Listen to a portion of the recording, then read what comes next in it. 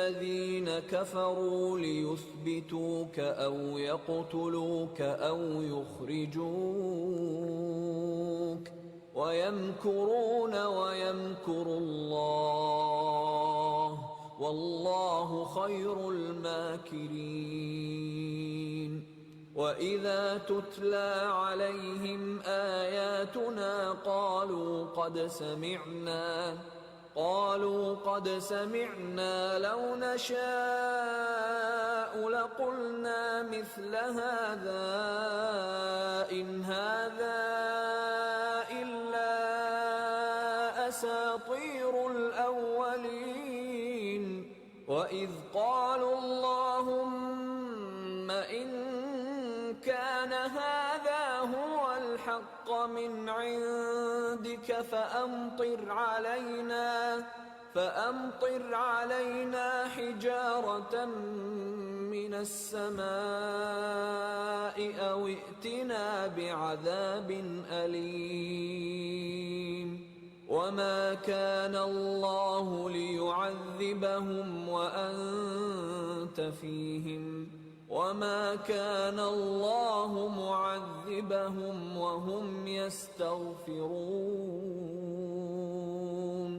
وما لهم ألا يعذبهم الله وهم يصدون عن المسجد الحرام وما كانوا أولياءه إن أولياؤه إلا المتقون ولكن أكثرهم لا يعلمون وما كان صلاتهم عند البيت إلا مكاء. Check.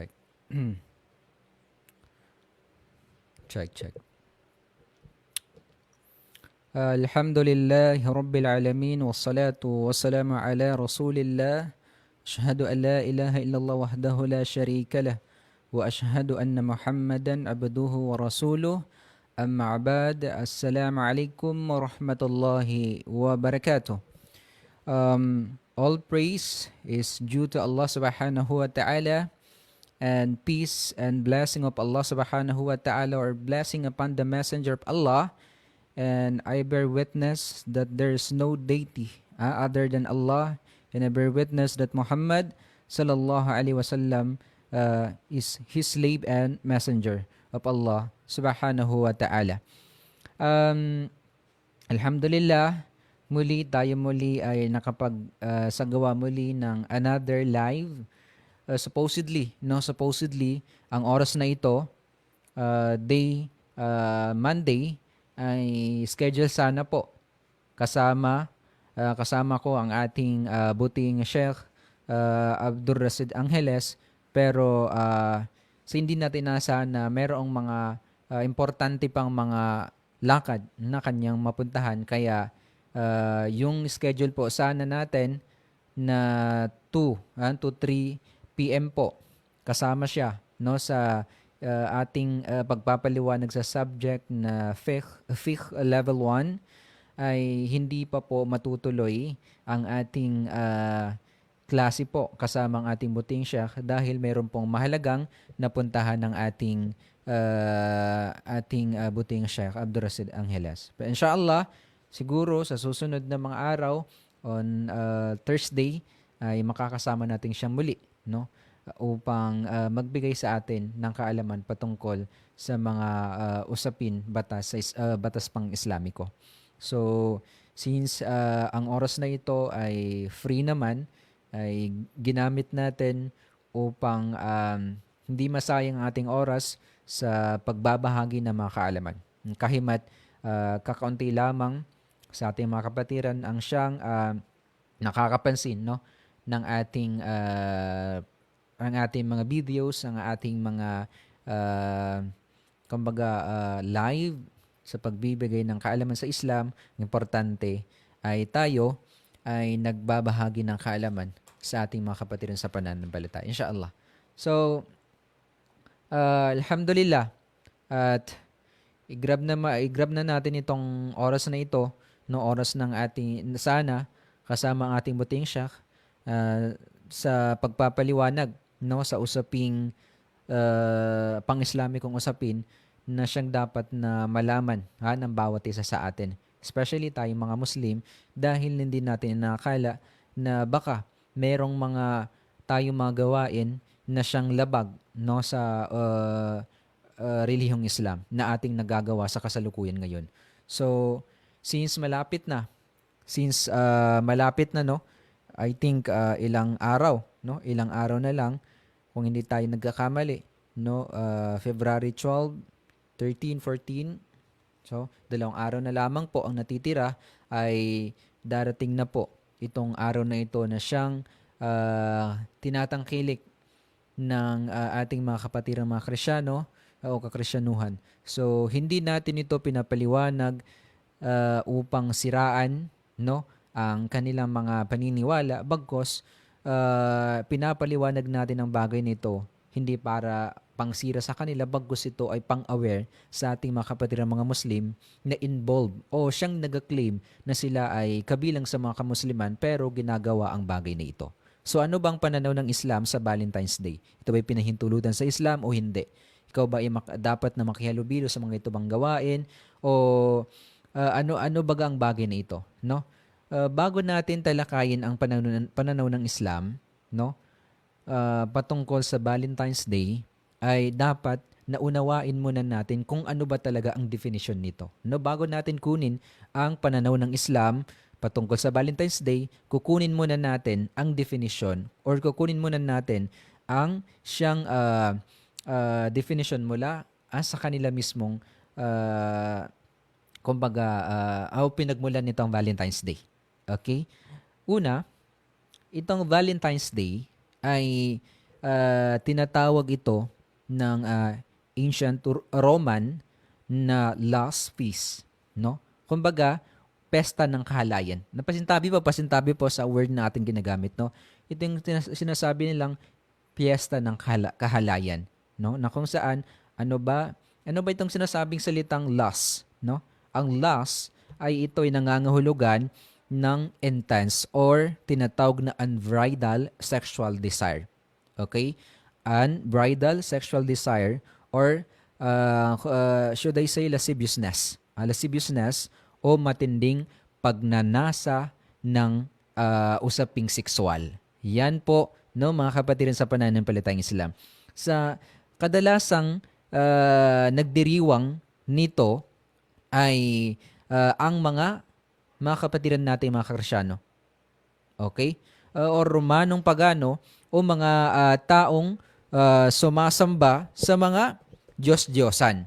O sumasamba sa tao, sumasamba sa hayop, sumasamba sa apoy, mga punong kahoy, at iba pa.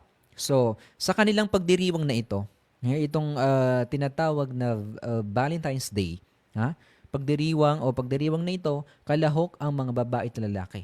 So, sa Valentine's Day po, ang kalahok dito na mahalaga, no, sa kanilang pag-celebrate ng bagay na ito ay babae at lalaki po, opposite na sex, kung halimbawa ganun. So, yun po, kalahok ang mga babae at lalaki. Ito man ay dalaga man o binata, o may asawa man o wala. So, ginagawa ito bilang lantarang pakikiapid. No, ito po yung pagpapaliwanag na mula sa kanilang definition, no? Hindi po ito definition na mula sa pananaw ng Islam. Bagkus ito'y pananaw na ito ay mula sa kanila mismong dictionary o kanila mismong pangunawa dito, no? Mula sa pangunawa ng mga Romano, Katoliko o mula sa pangunawa nito mga Romano pagano, no? Na kung saan ito may mga lalaking pansamantalang nakikipagpalitan sa kani-kanilang mga asawa, ganun. So hindi baga, no, tanggap ng ating isipan na tayo as a Muslim ay gumawa ng ganung bagay, mga kapatid sa pananampalataya. Kasi ang bagay na ito ay kung atin titignan sa Islam ay hindi ito katanggap-tanggap na bagay, no? Hindi maaring pinakasalan mo ang asawa mo ng halal tapos pagkadating nitong Valentine's Day ay makikipagpalitan ka sa sino mang lalaki. Ganun, no? Hindi po.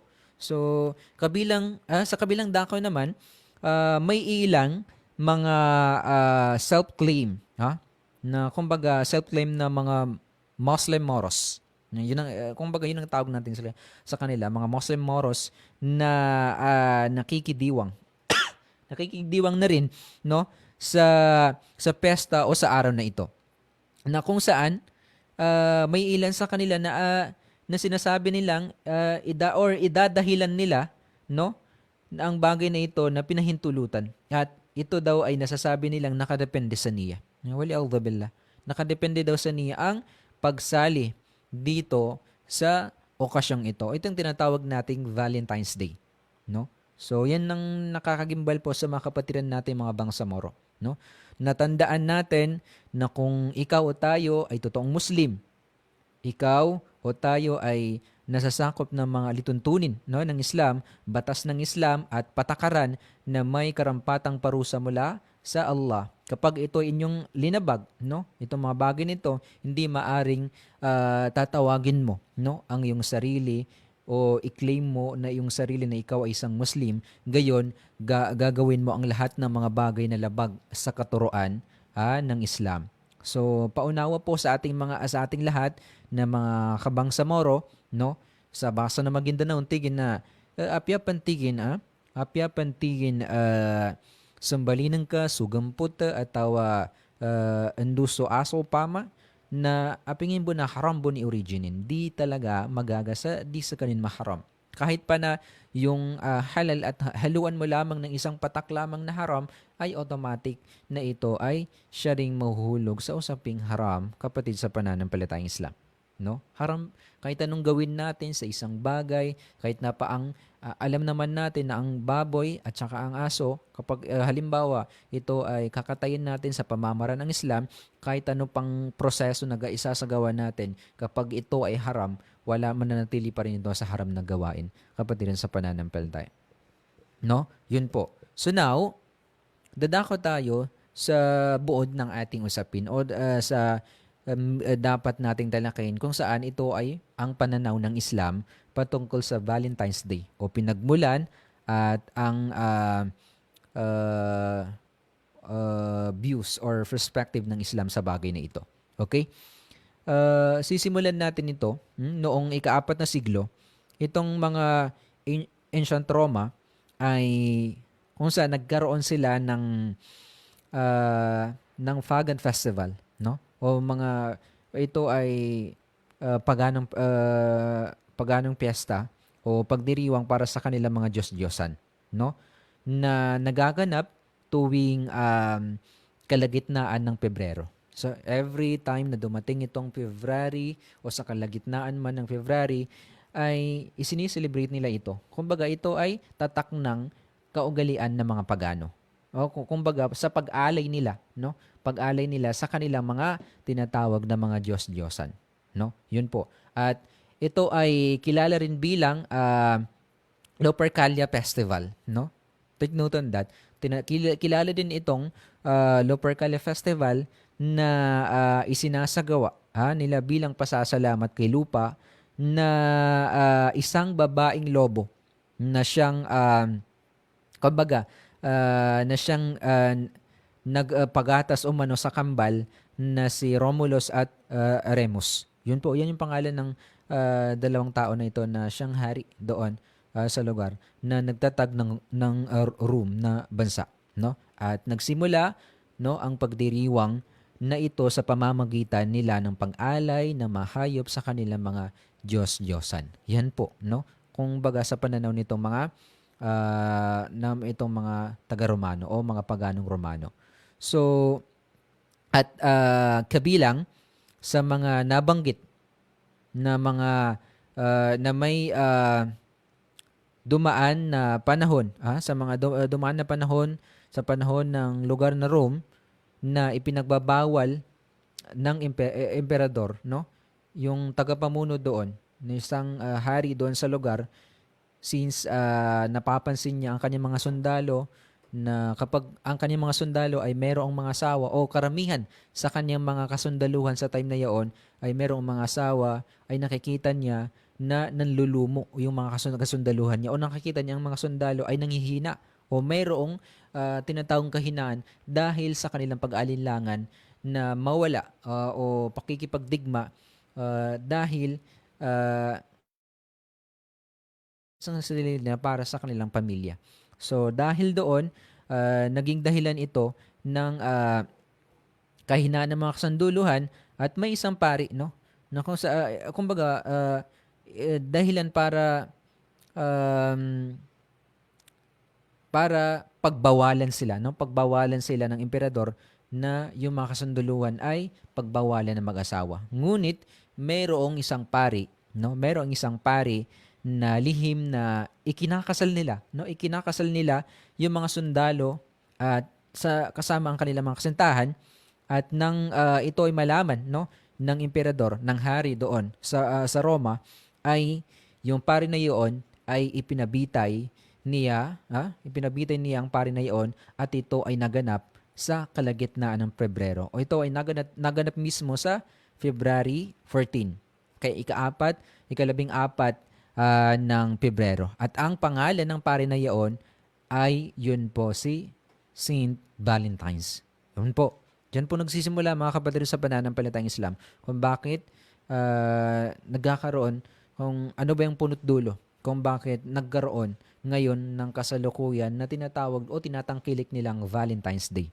At bilang paggunita, no, at pagdakila sa pagbabanal sa isang pari na yaon, or tinatawag na Father Valentine's, ay ipinag-utos ni Santo Papa Gelasius noong 1496 AD, o ng simbahang Katoliko, na magdiwang tuwing sasapit ang ika-4 ng Pebrero. Kaya ginawa nila itong Kristiyanong ritual. So, dito pa lang, nalalaman na natin kung ano bang punot dulo kung bakit mayroong Valentine's Day. Kung bakit isa ito sa mga mahalagang practices. Mahalaga ito sa buhay ng isang, yung mga tao dito, mga Kristiyano, dahil kabilang pala ito sa kanilang mga ritual na magagawain o mga paganong pagdiriwang na nagaganap, no, tuwing kalagitnaan ng Pebrero, at tinatawag nila itong Valentine's Day. Yan po. So, malinaw po, mga kapatid, sa pananampalatayang Islam, na ang pinagmulan nitong Valentine's Day ay mula po, no, sa isang pari na siyang, or pagkilala nila sa isang pari na ginawang santo, dahil sa kanyang mga nagawa, no, sa pagpapakasal doon sa mga kasundaluhan ng emperador, at saka yung kanilang mga kasintahan, ganun po.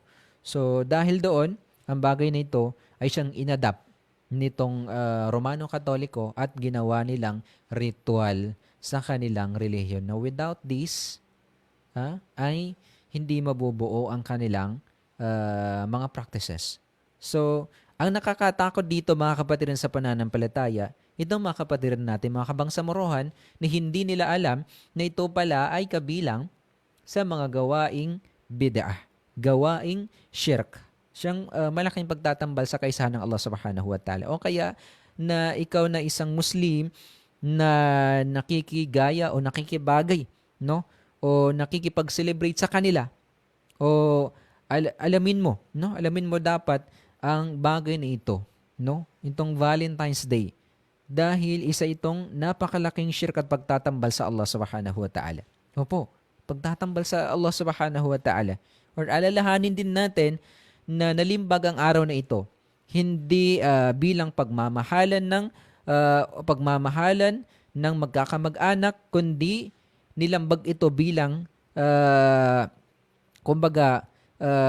paggawa ng kahalayan o paggawa ng zina, no? Pakikiapid, pangangalunya, o pagkakaroon ng illegal na relasyon sa pagitan ng babae at lalaki na hindi kasal.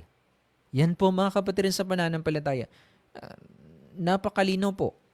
na itong Valentine's Day ay ginagawa hindi para ipakita ang kanyang pagmamahal through mula sa salita, bagkus ito ay ginagawa bilang pakikiapid, bilang uh, kumbaga, uh, pagsasagawa ng zina. So every, siguro, mga this day, February 12, siguro marami na siguro ngayon ang mga uh, tao, no? Marami na siguro ang mga tao na mga yung mga lugar na siyang tinutulugan dahil yung iba naka-reserve na dahil alam nila na sobrang busy ni itong mga lugar na ito ng kanilang pinupuntahan bilang upang ipakita ang kanilang pagmamahal sa kanilang mga asawa, sa kanilang mga kasintahan ba yan o ano man dyan. At ang mga larawan naman no, na nakikita natin na lumalaganap tuwing Valentine's Day na kung saan itong tinatawag nila, itong batang lalaki na may pakpak, no? Kasi nakikita natin ito sa mga TV, pinapakita na sa tuwing Valentine's Day mayroong isang bata na may pakpak, na may dalang pana at mga palaso. Ay tinatawag nila itong si Cupido. No? Tinatawag nila itong si Cupido na itinuturing ng mga Romano na isang Diyos ng pag-ibig. Imagine that, mga kapatid, sa pananampalatayang Islam. Sa paniniwala mo sa bagay na ito, pagsabi mo o pagpapatotoo mo o pakikihalibilo mo o pakikipag-celebrate mo ay kabilang ito sa mga pagtatambal sa Allah subhanahu wa ta'ala. Opo, pagtangkilik sa mga gawaing hindi naman siyang inutos ng Allah subhanahu wa ta'ala at ng propeta sallallahu alaihi wasallam. Dito pa lang sa bagay na ating nakikita dito na present na dito yung usaping pagtatambal sa Allah at ng mga gawaing innovation or bid'a na mga gawain na wala man nabanggit mula sa sources ng ating pinagkukunan ng kaalaman. So, yun po. Ibig sabihin, ang pagdiriwang nitong Valentine's Day ay malinaw na pangrelihiyon na pagdiriwang. Pangrelihiyon na pagdiriwang, hindi ito pangkalahatan. Hindi ito para sa mga Muslim, hindi ito para sa mga anuman dyan. Bagkus ito'y pangrelihiyon na kabilang sa pananampalataya ng mga Romano Katoliko at iba pang mga sektang involved o kabilang doon sa sektang Christianity. Opo, ganun po. So, isinasagawa ng mga hindi Muslim mga bagay nito. Mula man ito sa pinagmulan nito, mula sa ancient Rome hanggat sa ipangalan na ito kay Father Valentine's.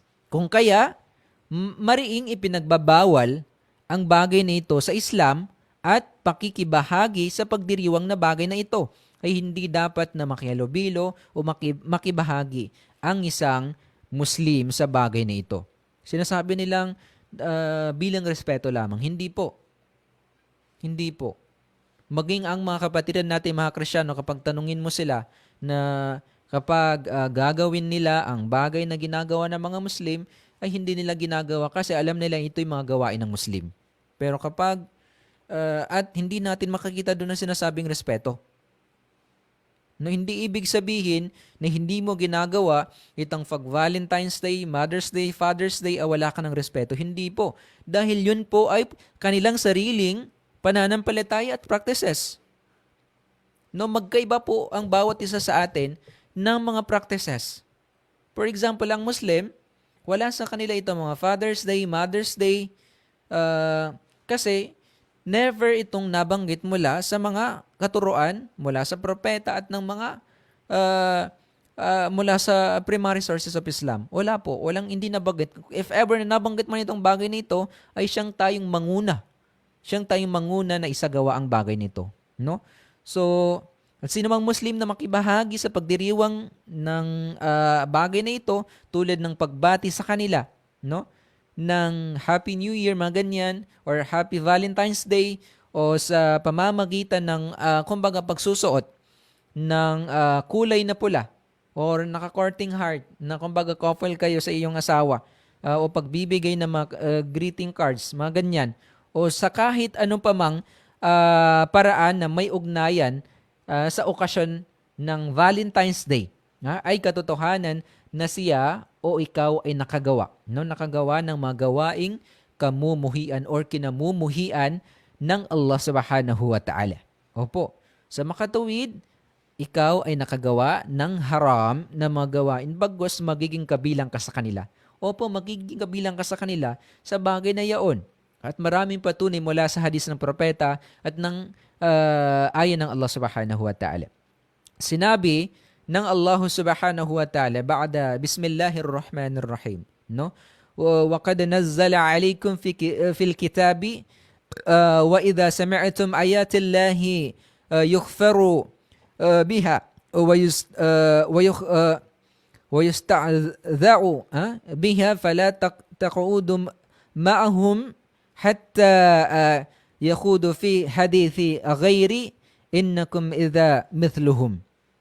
Ayon sa pangunawa natin doon sa nabanggit ng Allah subhanahu wa ta'ala ay ganito ang pagpapaliwanag o ating pagkaunawa doon sa bagay na yon.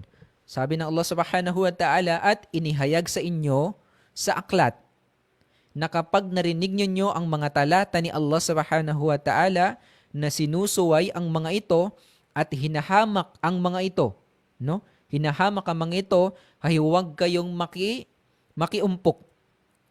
May ibig sabihin, huwag kayong makisama sa kanila hanggat sa pasukin nila ang usapin na iba dito. Sapagkat kung kayo ay kasama nila sa ganoong kalagayan, ay tunay na kayo, kung kaya ay tulad nila. No?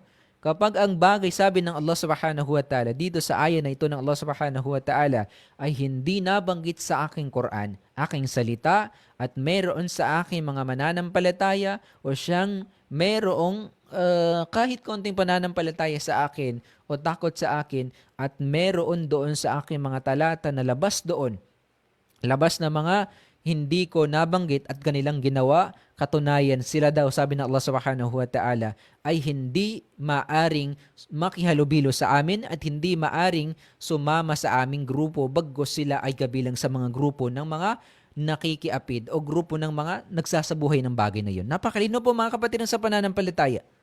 At iyan ay pinagtanto rin ng propeta sallallahu alaihi wasallam sa kanyang hadis na kanyang sinabi ng propeta sallallahu alaihi wasallam, qala Rasul sallallahu alaihi wasallam, man tashabbaha biqaumin fahuwa minhum. Napakalinaw, no?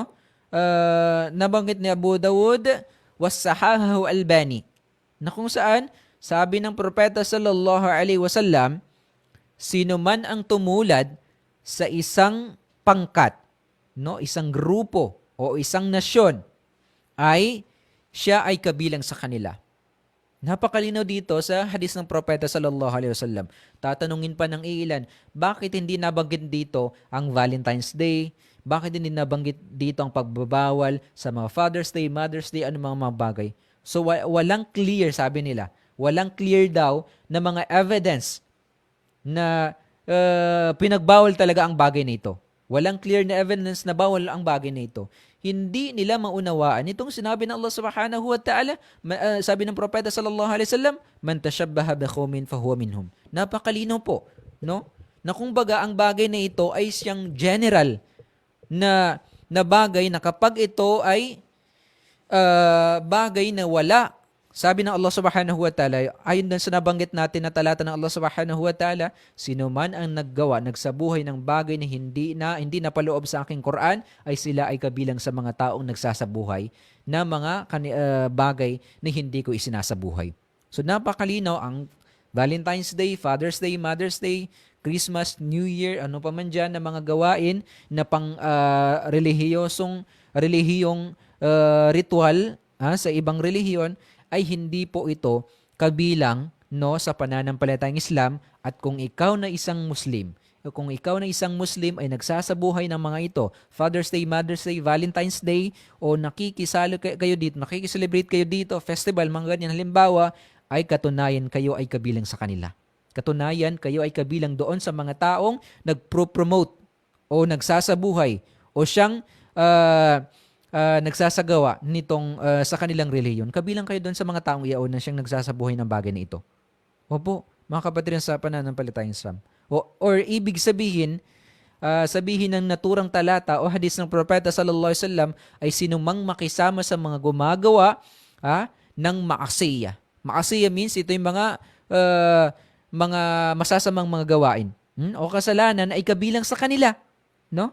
Sino man na makisama doon ay nakisama sa mga gumagawa ng mga gawain ng mga kafar, ay siyang nagpapalabas sa Islam. Opo, siya nagpapalabas sa Islam ay kabilang sa kanila at sino man ang makisama, no, sa mga gumagawa ng shirk o pagtatambal ay kabilang sa kanila. Ito ay nabanggit sa kitab ni Yundar Tafsir Al-Qurtubi. Yun po, napakalino mga kapatid sa pananampalataya. I hope sa bagay na ito ay nagkakaunawaan tayo. Especially ito sa ating sa social media o yung mga kapatiran natin ngayon na nakikinig sa radio station, nawa ay ilayo tayo ng Allah subhanahu wa ta'ala sa mga bagay na ito. Okay, to continue. So, at ang pagdiriwang nitong Valentine's Day ay hindi lamang kasalanan. Hindi lamang kasalanan ng bagay na ito, bagkus pasok ito sa mga gawaing malaking kasalanan. O should I say, shirk na mga gawain o dahilan tulad ng nabanggit natin kanina na aya ng Allah Subhanahu wa Ta'ala na ito ay pinagdiriwang ng mga Romano, no, bilang pagdakila nila sa kanilang mga kinikilalang mga Diyos-Diyosan. At ang mga Kristiyano bilang paggunita kay Father Valentine. Iyan ay tunay na taliwas sa tauhid ng propeta sallallahu alaihi wasallam o tauhid ng Allah Subhanahu wa Ta'ala, at ito ay dahilan para mailayo tayo sa tamang akidah, tamang paniniwala, no? At ang shirk na mga bagay ay walang katumbas na kasalanan. Wala pong katumbas ng kasalanan. Kahit pa man, halimbawa, nakapatay ka ng ilang libong tao o ilang milyon na tao at ikaw ay meron pa rin paniniwala, halimbawa, sa Allah, at yung tao na yun ay hindi nakapatay ng tao, ngunit siya ay nagtambal sa Allah Subhanahu wa Ta'ala, ay mas mabigat pa rin yung taong nagtambal kaysa doon sa nakapatay ng tao. Hindi ibig sabihin na tinutolerate natin yung mga matita, hindi po. Bagkus, ang atin lamang ay kinukumpara natin. Lahat yun ay bawal lahat yun ay haram lahat. Hindi maaari yun sa Islam. Ngunit ang atin lamang ay gusto nating pagtimbangin kung saan ba yung pinakamabigat na kasalanan. At ang pinakamabigat na kasalanan ay ang pagsasagawa ng pagtatambal sa kaisahan ng Allah Subhanahu wa Ta'ala. Pagsagawa ng another belief, paniniwala doon sa Allah Subhanahu wa Ta'ala. Ganun po mga kapatid sa pananampalatayang Islam. At ang patunay, sinabi ng Allah Subhanahu wa Ta'ala doon sa nabanggit natin na magkaiba, na mas mabigat pa rin itong kasalanang shirk kaysa doon sa mga mamatay tao, magnanakaw, mas mabigat pa rin yung shirk dahil ito ay patunay na sinabi ng Allah Subhanahu wa Ta'ala ba'da bismillahirrahmanirrahim. Sabi ng Allah Subhanahu wa Ta'ala, inna Allah la yaghfiru an yushraka bihi wa yaghfiru ma duna inna Allah la yaghfiru an yushraka bihi ma duna dhalika liman yasha. Napakalinaw ito mga kapatid sa pananampalatayang Islam na sinabi ng Allah Subhanahu wa Ta'ala ayon sa madaling pangunawa natin, katiyakan na si Allah Subhanahu wa Ta'ala ay hindi niya pinapatawad ang magtatambal sa Kanya.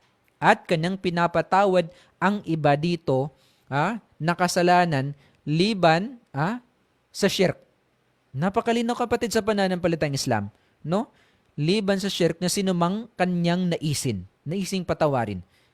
Ang bagay na ito kapatid sa pananampalatayang Islam, kung ating papalawakin ang aya ng Allah Subhanahu wa Ta'ala nito na sinabi dito, sinuman daw ang siyang magtambal sa Allah Subhanahu wa Ta'ala ay hindi patatawarin ng Allah Subhanahu wa Ta'ala ang kanyang kasalanan maliban hindi siya makapagtawbah, no?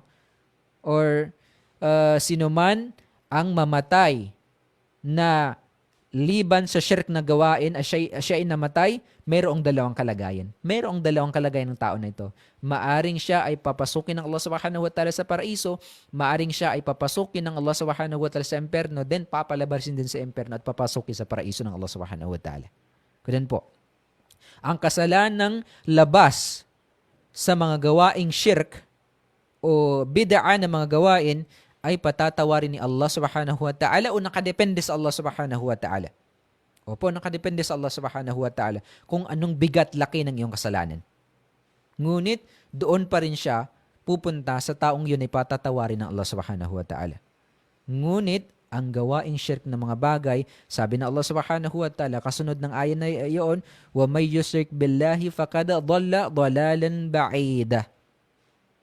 Na kanyang sinabi na at sino man ang itambal niya si Allah subhanahu wa ta'ala ay tunay na naligaw ng paggaligaw na napakalayo. Na kapag ikaw ay namatay sa bagay na nagsagawa o huling hininga mo ikaw ay nagsamba liban sa Allah subhanahu wa ta'ala, ay never kang matutulungan ng propeta sallallahu alaihi wasallam papuntang paraiso ng Allah subhanahu wa ta'ala. Mananatili ka sa imperno ng Allah subhanahu wa ta'ala magpakailanman kung ikaw ay namatay sa gawaing bid'a o gawaing mga shirk na mga gawain, kapatid sa pananampalatayang Islam. No? At kanya pang sinabi bilang patunay, innahu may yushrik billahi faqad harramallah alayhi al-jannat wa ma'awahu an-nar min suratil Ma'idah verse 72. Na kung saan katiyakan na sino man ang itambal, no, niya ang Allah subhanahu wa ta'ala ay tunay na ipinagbawal ng Allah subhanahu wa ta'ala sa kanya ang paraiso. No, ipinagbawal sa kanya ng Allah subhanahu wa ta'ala ang paraiso at ang kanyang patutunguhan ay ang apoy ng imperno. Yan po, napakalin dito sa ayon ng Allah subhanahu wa ta'ala. No, at sa panahon ngayon, tuwing ika-4 ng Pebrero ay nagaganap ang isang mga alituntunin na malaking kasalanan sa Islam. At ito'y mapapabilang doon sa mga gawaing kasalanan, malaking kasalanan, na tinatawag nilang zina, pangangalunya. At iyan ay batid ng karamihan o batid natin na or batid ng karamihan at masakit isipin na kung saan marami, no? Marami sa ating mga kapatirang mga Muslim ang siyang nakikigaya. Siyang nakikigaya at tumatangkilik sa madungis na gawaing ito. Yan lamang ay sapat na dahilan para kamuhian ang pagdiriwang na ito, kapatid sa pananampalatayang Islam, kasi walang ibang dahilan kung bakit sila ay nagsasagawa nitong Valentine's Day sa origin nito mula pa sa ancient Rome hanggang sa inadapt na ito ng Romano Katoliko, ay wala ng iba pang dahilan kung bakit nila sinasabuhay ito bilang mula sa originality nito na bilang pang gawaing kahalayan or unbridled sexual desire, mga ganyan. Yun po, napakatindi po na mga bagay nito, no, kung saan ang nagsasabuhay nito sa panahon ng ancient Roman ay both babae at lalaki na nagpa-participate, na kung saan maaring ang iyong asawa ay mapunta sa ibang lalaki at nakikipagpalitan kayo, nakikipag-change kayo, changing po of wives. Ang ganun, nakikipagpalitan kayo ng asawa, ganun po.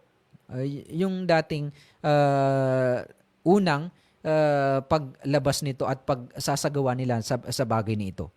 So, hindi tanggap patanggap ng Islam ang bagay nito, mga kapatid, sa pananampalatayang Islam. Alam naman natin na ang pagsasagawa ng magjowa, halimbawa mga ganyan, pakikipagjowa ay haram, lalo pat kung ikaw ay nakagawa na ng mga kasalanan labas doon.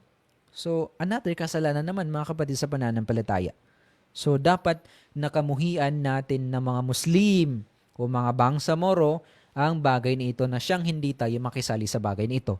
At kung sasabihin na bakit bawal ang pagdiriwang sa araw na ito? Kung ang pakay lamang naman ay upang kumbaga ipahayag ang pagmamahal sa mga mahal mo sa buhay. Ganon. So, yun ang katanungan, kapatid, sa pananampalataya. Bakit bawal? So, ang sagot natin doon, maliban pa sa mga nabanggit natin kanina, ay ang Islam ay ganap na paraan. Ganap na paraan ng pamumuhay na isinasabatas ni Allah subhanahu wa ta'ala, na itinuturo dito ang pagmamahal sa magulang, pagmamahal sa asawa, pagmamahal sa pamilya, sa kamag-anak at sa kapwa. Hindi lang po sa araw mismo ng Valentine's Day. At hindi tinatangi ang mga araw ng pagmamahalan. Bagkus ito ay kalakip ng araw-araw o pang-araw-araw na pamumuhay ng isang Muslim. At iyan ay may napakaraming teksto mula sa Quran at Sunnah ng Propeta sallallahu alaihi wasallam. So malinaw kapatid sa pananampalatayang Islam, kung kami tatanungin nyo, tayo ba nagsasagawa ng Valentine's Day? Kung ang Valentine's Day na tinutukoy mo, na ang kahulugan halimbawa ay hindi pakikipag-zina, halimbawa mga ganyan, o pakikiapid ng ibang mga asawa, halimbawa kung yan ang iyong pananaw, ay hindi po, wala po sa Islam. Pero kung iyong pananaw sa Valentine's Day halimbawa ay pagkakaroon ng pagpapakita ng pagmamahalan, ganun ang inyong pananaw sa Islam po, mga kapatid sa pananampalatayang Islam, everyday. Opo, sa Islam, everyday po ay ipinapakita natin ang pagmamahal. Dapat ganoon, no? Ipapakita natin ang pagmamahal natin sa ating mga asawa, sa ating mga pamilya, sa ating mga anak, sa ating mga kapatid, sa ating mga relatives o sa ating mga kaibigan, ay ipakita natin o ipadama natin ang pagmamahal sa kanila minuto, araw, anumang taon man yan lumipas, ay ipakita natin sa kanila na sila ay ating mahal. Ganun po. Yan ang pananaw ng Islam. So, hindi yung doon mo lamang ipapakita na mahal mo ang iyong magulang, mahal mo ang iyong asawa dahil araw na ng Valentine's Day. Hindi po. Dapat everyday talaga na ipakita ang iyong pagmamahal sa iyong mga magulang at ito'y pinag-utos. Magulang, mga asawa, mga anak, kung sino man dyan, ay ipinag-utos ng Islam ang bagay nito na siyang ating isabuhay. Siyang ating tangkilikin, kapatid sa pananampalatayang Islam. No? Ang bagay na ito. Dapat lamang sa isang Muslim ay kanyang isabuhay ang bagay na siyang katuroan ng Propeta sallallahu alaihi wasallam na everyday, no? Even kanyang mga sahaba ay pinapakita ng Propeta sallallahu alaihi wasallam kung gaano niya ito kamahal, no, kung gaano niya ito disiplina. So dapat tayo ay hindi tayo makisali dito kasi meron din tayong sariling Valentine's Day. No? Every day ang Valentine's natin. Every day, kung gusto mo mag-date ng iyong asawa, every day pwede, walang problema. Hindi, wag mong itapat doon sa araw mismo.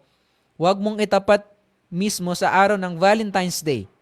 Hindi po, kasi kasalanan yun, kapatid sa pananampalatayang Islam. Na kumbaga, kasi ito yung resulta siguro nitong panonood natin ng mga TV, panonood natin itong dahil sa pagkakaroon natin ng technology, ay nasisira yung utak natin kasi yun ang nakikita natin sa mga palabas. Ito yung mga pinapalabas na rin patungkol sa mga Valentine's Day, Father's Day, Mother's Day, mga ganyan ang pinapakita. Kaya na yung mind natin ay naa-adapt yung mga bagay na yun, hindi pala dapat naisabuhay ang bagay ng mga kapatiran sa pananampalataya. Opo. No? Marapat lamang mga kapatiran sa pananampalatayang Islam. So, time check, 2:24 na po ng hapon. So, ayun po, sana itong day na ito or araw na ito ay kasama natin yung ating buting Sheikh, Ustaz Abdul Rashid Angeles, na kasama nating magbahagi ng kaalaman, ngunit nagkaroon ng importanteng lakad itong ating Sheikh. Kaya hindi yung schedule natin sa pag-aaral ay hindi po natuloy. So inshallah sa susunod po itutuloy natin. So siguro wag na nating patagalin pa ito. Importante ay meron kayong natutunan doon sa ating konting pagpapaliwanag. Ngayon po mga kapatiran sa pananampalatayang Islam, ulitin ko po, ang bagay na ito ay nag-originate. Sa pananaw ng Islam, nag-originate po ito sa mga nung 14th siglo po sa bansang yung mga taong taga Roma, na kung saan ay napaka kumbaga ibang activity ang kanilang ginagawa na siyang hindi katanggap-tanggap sa ating isipan. Kaya kayo kapatiran sa pananampalatayang Islam, tulungan nyo ako, na ang ating mga kapatiran, ipalaganap natin, o maaari i-share natin ang video na ito upang kanila mabasa na tayo sa Islam ay hindi po tayo nakikihalubilo, hindi po tayo nakikipag-participate sa kanilang kaarawan na ito. No, bagkus ang Islam po ay everyday po ay pinapakita natin ang pagmamahal natin sa ating mga asawa, sa ating mga anak, ganyan po. Doon po dapat, yan ang tamang katuruan sa paniniwala ng Islam.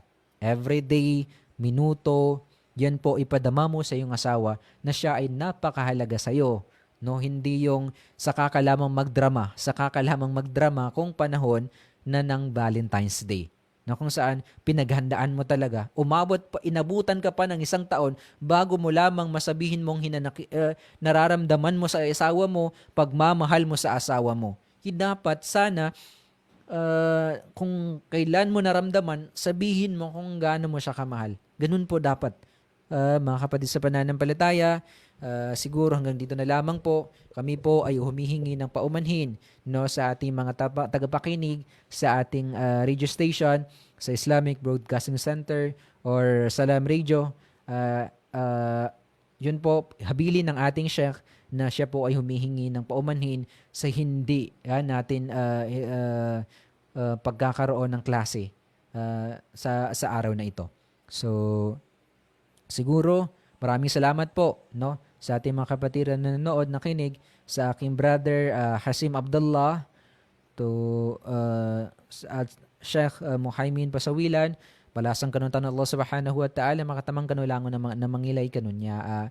Kutika, insyaAllah, na naway ilayo tayo ng Allah subhanahu wa ta'ala sa mga gawaing ito, gawaing bid'a na siyang kinasusuklaman ng Islam, mga bagay na hindi kaaya-aya sa Islam. Hanggang dito na lamang po mga kapatid sa pananampalataya. Assalamualaikum warahmatullahi wabarakatuh. قال يا قوم ليس بي سفاهة ولكني رسول من رب العالمين أبلغكم رسالات ربي وأنا لكم ناصح أمين أوعجبتم أن جاءكم ذكر من ربكم على رجل منكم لينذركم واذكروا إذ جعلكم خلفاء من بعد قوم نوح وزادكم في الخلق بسطة